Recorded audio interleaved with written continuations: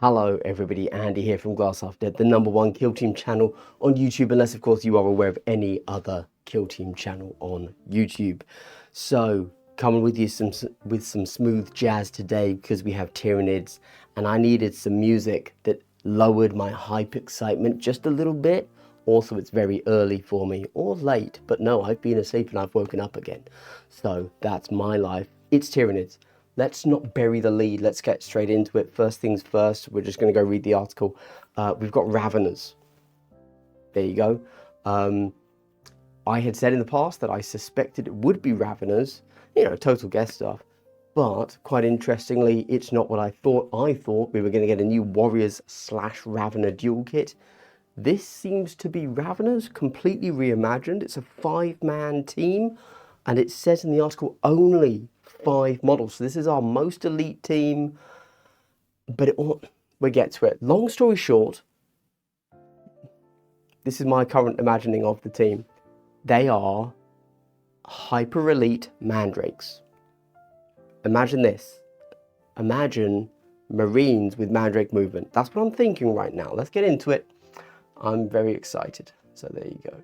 You can't tell. I do understand that, but trust me, I am. It does say, we'll get to it, let's read. Protect the great gun from Tyranid invasion and kill team type. Oh, sorry. The other half is AdMech. They're also cool, are they? I'm going to talk about that. Okay, to say there's been utter pandemonium on Volcus lately is an understatement. The Tau Empire is invading, orcs want to steal the massive ballistas, chaos cults run rampant, and all the while diligent Imperial labourers toil to reload their massive gun. It feels like things couldn't get any worse. Well, too bad, Imperials. The worst case scenario comes to pass in Kill Team Typhon. I believe that Typhon, is that just the name of a hive fleet? I really do feel it is. Like, that's a known word. Is there hive fleet Typhon? A better YouTuber would have done research. Moving on, I'm too excited. Again, I do understand you can't tell I'm excited. Don't worry, it's a thing. I'm British. Or weird. Both. The next major expansion for Kill Team follows a brood of burrowing Raveners as they prepare the fortress world for an invasion of a different sort. And with planetary forces and fervent pilgrims already fully committed elsewhere, it falls to the Adeptus Mechanicus and their legions of servitors to beat back the hive mind. As I always say, good little bit of a writing advice for the Warcom team here. Anytime you get to use the word like beat back, you should always say beat off. So I will say here, allow me to rephrase it for you guys. It falls to the Adeptus Mechanicus and their legion of servitors to beat off the hive mind. Great, thank you. Good stuff. And here we get a cool little screenshot. Notice we have our Raveners. Yes, these big boys here, which do look pretty big. I'm going to talk about that in a moment. But we also, in the background, we see a bunch of termagants. No, hormagants. Do we see any other bioforms there?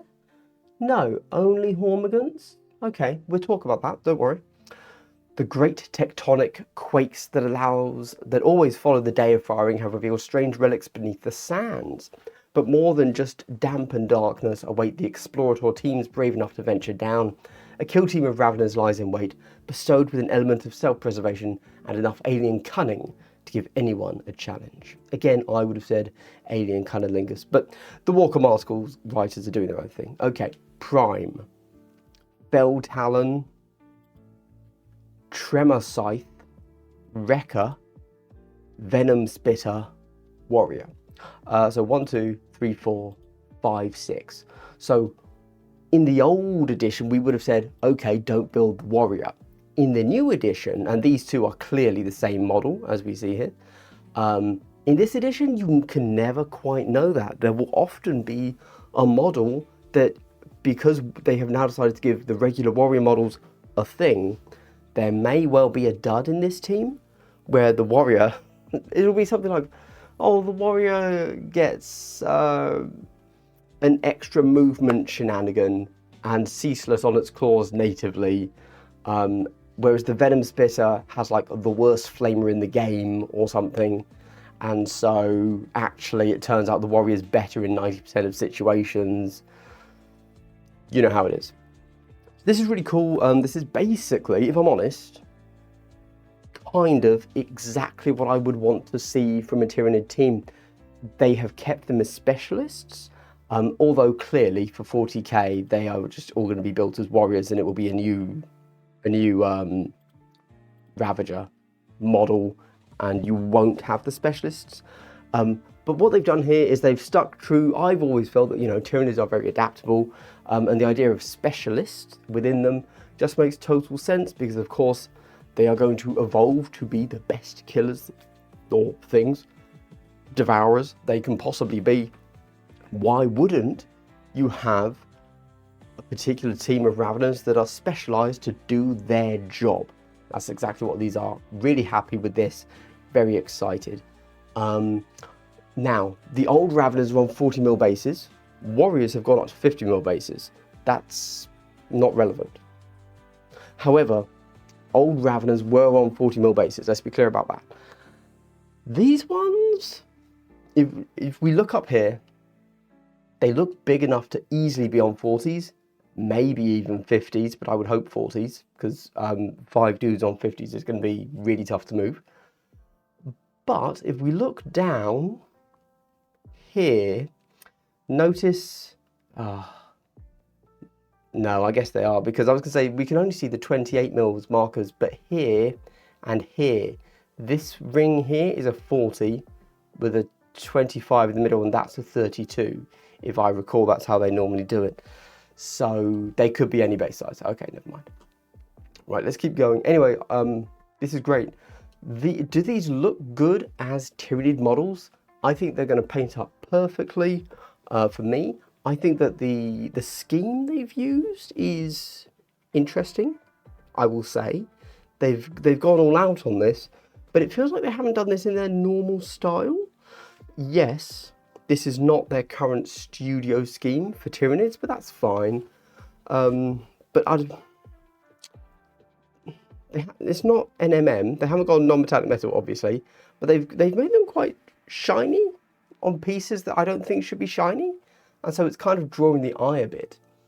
Yeah, there you go. For example, I have a bunch of War Machine models, which I think are really good models and look great. But if you go and look at their like their official artwork, their promotional materials, they were painted up in very bright, shiny, super specular highlights.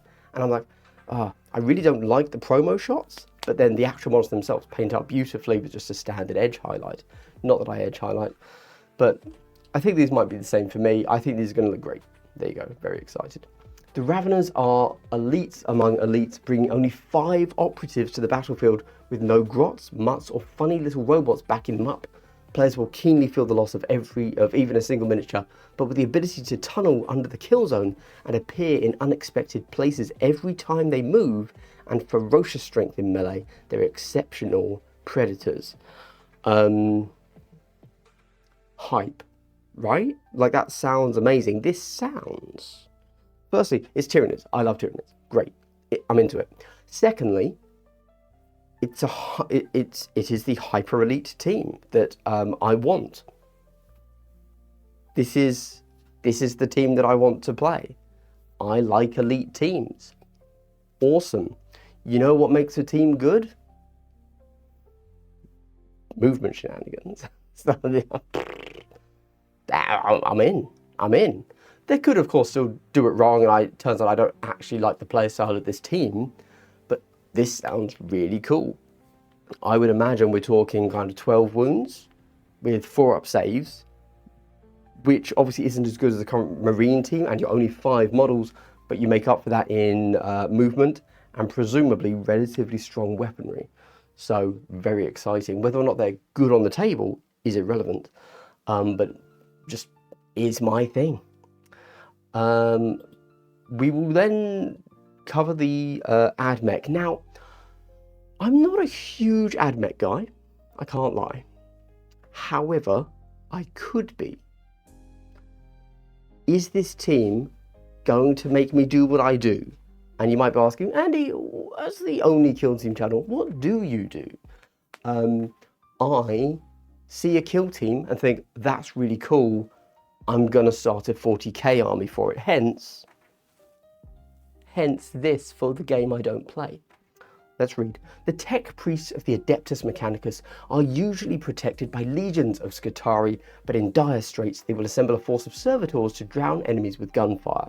The noospheric network woven between all of their lobotomized minds gives each servitor a more complete view of the battlefield, with safer operatives channeling their motive force to better placed allies for complex maneuvers. Okay, so it sounds like this might be a very... How many models is it going to be? Is this going to be a kind of... Alright, I'm just, you know, we all know how it goes. Two sides of the same coin are Necrons and AdMech, right? We all know that. Is it possibly going to be a case of, just from what they've said here, you're going to have super kind of, you know, APL3 dudes, your tech priest dude there, who is going to basically give out orders, pop down auras, that then make your servitors good and able to function, or kind of, I don't know, how are they going to do it, basically? Obviously, we know that Hunterclade works with the Doctrine Imperatives. I don't think they're just going to copy that. I think they're going to go for something else here, just from what that little fluff text piece. But let's have a look. So first things first, that techno-archaeologist model is flat. That is not inspiring for me. I was hoping for something actually a bit more like this Servitor Undersit. This is cooler to me. I wish that maybe this guy was the leader. This guy looks flat. We've seen this model before. I genuinely thought this was a model that we had before. It looks very similar to other models. This guy looks cool because he's kind of weird and he has that very Magos vibe. Cool. We then are just a team of servitors, it turns out. So gun servitors we've seen before. Again, I swear this is an identical sculpt from the Inquisitors, but okay, cool. So it looks like we've got heavy bolter, and this is an arc rifle, heavy arc rifle. Oh, I can't remember. There's an arc or there's a caliber. I don't know. Cool, fine, gun servitors. I'm just going to guess there's also a third build, and we're going to have to choose. We then get a breacher, a techno medic, and an auto proxy. Cool, nice. I'm into it. I do like these heads, I will say. More of these heads, please, thank you. And then we get the regulars, combat servitors. 3 dudes, nice. My real question is, how many models are these? They didn't say. Let's just count the number. 1, 2, 3, 4, 5, 6, 7, 8, 9. Oh, okay, it's a 10 model team, is it? 100% that's a 10 model team. Okay. Okay. That does make a lot of sense. If I could be bothered, I would count the number of models in here. But that's probably a 10 model team. 5 versus 10, I like it. Now, let's get into a little bit more of the NIDs. Oh, sorry. Servitors are cool. 40k players are going to want these, just so you're aware. 40k players are also going to want these, but people are going to want servitors because servitors can be used in several 40k armies, and they have incredibly old bad sculpts, so people are going to be trying to get their hands on these for 40k. There you go. This expansion also includes Tyranid-infested terrain pieces and a dossier chock full of rules and missions to make use of it. Like Brutal and Cunning and Blood and Zeal before it, the new book gives you an entirely new way to approach your games of Kill Team themed after the terrain, as well as a greatly expanded set of joint ops cooperative rules that include full MPO profiles for a variety of Tyranid beasties. Which leads us, so firstly we get this terrain, that's cool. The only thing giving us any sort of like scale here is this little skull. However, we do have this picture. And so as you can see, these little spikes look like they're probably going to be about 3 inches tall, I guess. So around up a little bit past the first floor of Vulcus, maybe. Seems about fine. Cool. So 3.5 inches tall, probably. And these little spore chimneys, whatever they may be, are about an inch high, maybe just lower than a servitor there. At a guess, but fine. Which means I have an additional question for G-Dubs. Now they've said it here. They've said this is a 5 model team, no extras. Therefore, we can assume that all the other models in this picture are there purely as models for NPOs here, okay? So my initial thought on seeing this picture was that I need to go out and buy me a box of Hormigants, probably Termagants too, maybe Gene Stealers. Because that's me, that's the vibe I get when I get excited for a team. I do want to additionally add, if you go and look at this YouTube video, I've already got this, so here we go.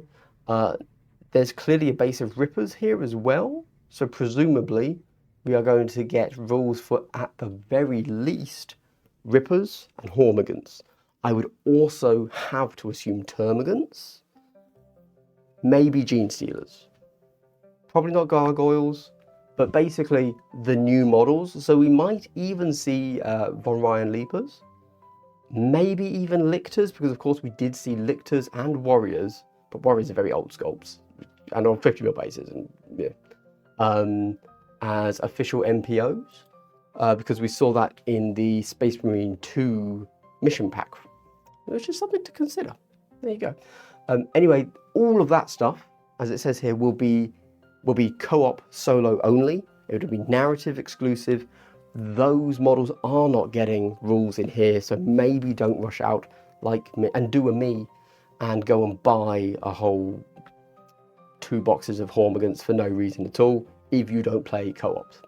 Although I will say, if you do play co-op, you know, co-op solo, I mean, Tyranid are the faceless team to play against, so this is the one you're waiting for. We then get to, I'm going to zoom in, basically that's it.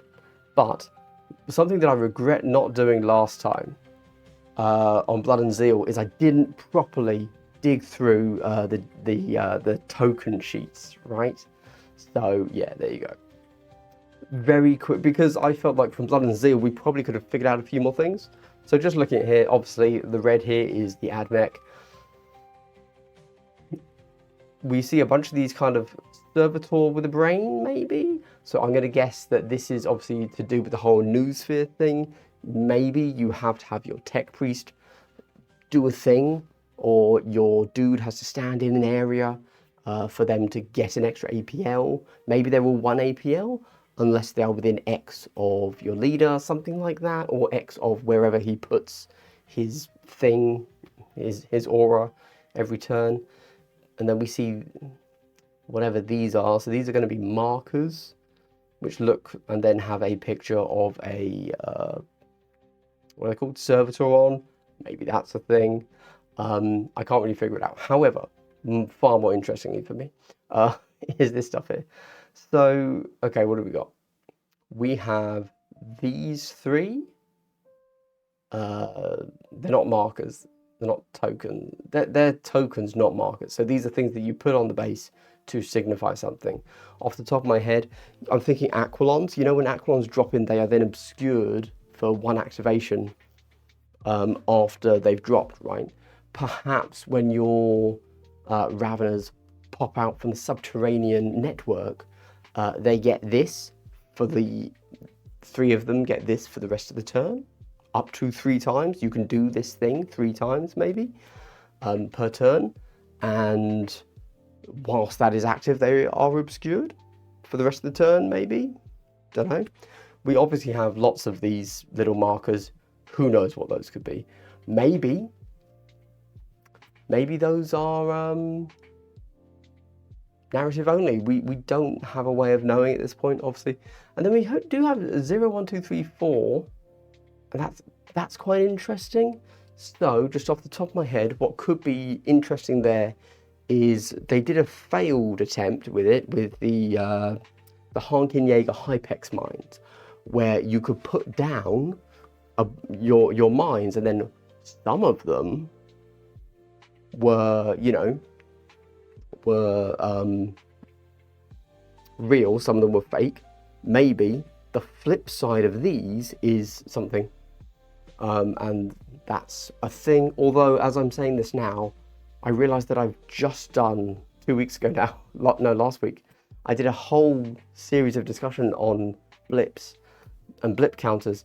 And one of the things you can do with blips is you have them numbered. So you would put these down. The reverse side of these will just be a generic symbol without a number. And then in the narrative, when you flip that, you see, oh, your blip of Tyranids is 0. It was a fake blip. Or it was 4, and 4 of your Hormagaunts spawned from that blip. So perhaps that's what this is. That makes much more sense. Because otherwise, I don't know why you'd ever have a 0. That makes no sense. There you go. Cool. Right. Well, that was incredibly exciting for me. I know, again, it seems hard to believe that it's exciting when I'm talking in this cadence, but it was. So there you go. Let me know, what do you think? Do you think, was that what you wanted from your Tyranids and your AdMech? Were you hoping for something else? Are you outrageously hyped? Are you sad that the teaser for the Tyranid terrain didn't turn out to be something a little bit more fully fleshed out, eh? And it's only narrative, and you actually wanted that to be the next kill zone, etc., etc. I'm okay with it not being, well, don't get me wrong, I would have loved a full Tyranid infested kind of place as a kill zone, but I accept that would have been a real stretch for G-dubs. Awesome. Hey, thanks for watching. I've also done a roundup of all of the not kill team stuff because it's been a pretty hype reveal sesh for me. So, but obviously I wanted to spread them out because this is the Kill Team channel. In fact, the only Kill Team channel on YouTube, unless you are aware of any other Kill Team channels. Thanks for watching.